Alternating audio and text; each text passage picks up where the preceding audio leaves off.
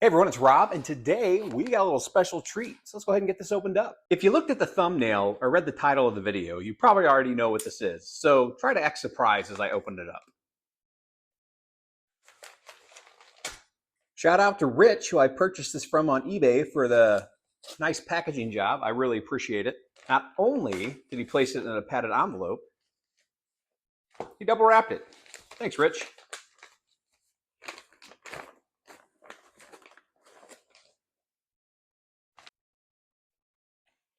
Here we have Dungeons & Dragons Module for Basic Set, Blizzard Pass by David Cook. This is M1.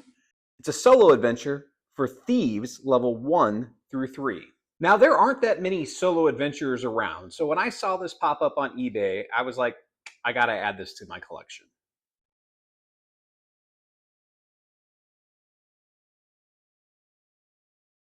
Blizzard Pass solo adventure maps. When I was a child, I was really drawn to all these maps that I would find in these Dungeons and Dragons adventures that my uncles had laying around. And this takes me back too many years that I want to publicly go on record and say, but let's go ahead and check out the copyright date on this. 1983. Well, I'm afraid to admit that I was alive in 83. I'm not quite a boomer, but I'm unfortunately getting up there. A brilliant light flashes from the evil priest's hands and blinds you, lancing your eyes with sharp pains. Though you cannot see, you hear the men chuckling as they walk toward you. Suddenly, someone runs into the room and you hear the sound of metal clashing on metal, accompanied by screams of anger and pain. Something heavy crashes to the floor, and your companion, Selimdros, cries out in agony. Finally, he falls quiet, and another loud crash echoes through the small room. A short, silent pause follows, and a heavily breathing man walks toward you. Is he friend or foe? Thus begins Blizzard Pass, a solo adventure for thieves level 1 through 3, or group play level 1 through 3. This was written by David Cook. It is 32 pages long. It does have pre-rolled characters on the back for the solo adventure. So at least this way, you kind of know what you should be playing in order to get through this adventure. While I'm sure you could probably brute force your way through with other classes, it may not be the most effective use of your time. But again, this is RP, and if you want to be a priest and try and slog your way through, more power to you. There's something to be said for the old art that would appear in these adventures as well. I guess I shouldn't say I know. I feel like the art that we have these days is probably more refined, maybe even what some would consider more skillful. But these old fantasy art pieces had a visceral impact, I feel like. And sometimes I don't even think they were created by artists. I just think they were created by game developers who needed something in a pinch and either drew it themselves or someone they knew drew it. And it was like, you know what? That's good enough. Let's throw it in the book. Here's another example of a black and white map this time. I know we're working our way back through it. Let's start at the beginning, shall we? And for those of you wondering if David Cook is in fact Zeb Cook, yes, this is Zeb before he, I guess, started using Zeb on a lot of his work. And you'll see here that the editor was Troy Denning. Now, the way this module worked is that it came with an invisible pen, and there would be a number of boxes as you went through that you would have a choice that you'd have to make. And you could use that invisible pen and it would reveal what you needed to know.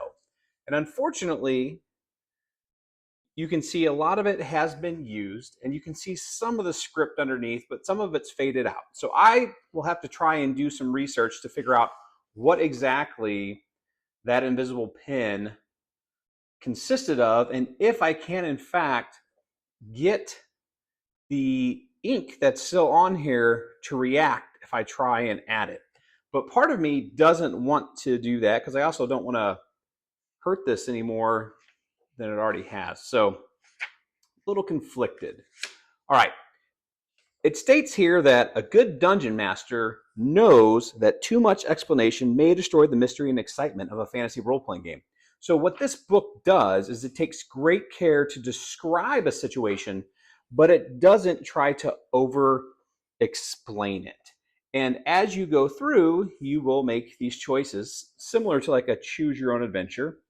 And you will have to roll a 20 or a six-sided die and live with the results of your actions and the fate of the dice. Apparently, here your option was murder, and we're strangling somebody. This guy doesn't have a head. This guy's clubbing people up here. Salamandros yells a battle cry and attacks Terramil's killer, swinging his weapon with the rage of grief. You kick the fallen table aside and charge the cleric who is frantically trying to grab his mace. You raise your sword to strike, but Roderick screams, "Take him alive!" Roderick's command is followed by a chant. This guy, is that like some kind of toad? Not quite sure what's going on there. Got it again. So this was a basic set game. This was not an advanced D&D. There's a piece of Velcro here where I'm assuming that the marker used to be attached to. And like I said, you needed the invisible ink marker, you needed a 20-sided die, and you needed a six-sided die. And that would allow you to play through this solo adventure. While this isn't something that I think that I'll have the time to sit down and play or try to recreate, I do think that this is a really cool piece of D&D history, and I'm glad to add it to my collection. And maybe, just maybe, I can glean some inspiration from it and find a thing or two from here and there and add it into my current campaign. The storm sweeps off the mountaintops without warning, as if conjured by some supernatural power. Within minutes, huge drifts of snow have halted the caravan, and the snow falls so hard it is impossible to see more than 5 feet. You huddle next to the sledge, trying to shelter your numb face from the icy winds. A dozen half-human forms march to view out of the raging blizzard. The little man-things carry wooden spears or long unsheathed swords and bony, gnarled hands. Their blood-red eyes quickly fall upon your sledge, and the ugly creatures turn toward your hiding place. Will you survive to uncover the secret of Blizzard Pass? This module contains all you need to solve the riddle of Blizzard Pass, including 14 maps, an invisible ink marking pen, a complete solo adventure, a pre-rolled character, and an outline for group play. I'm going to add this to my loose modules collection. You can actually see a list of my inventory of D&D items that I own down in the comments below.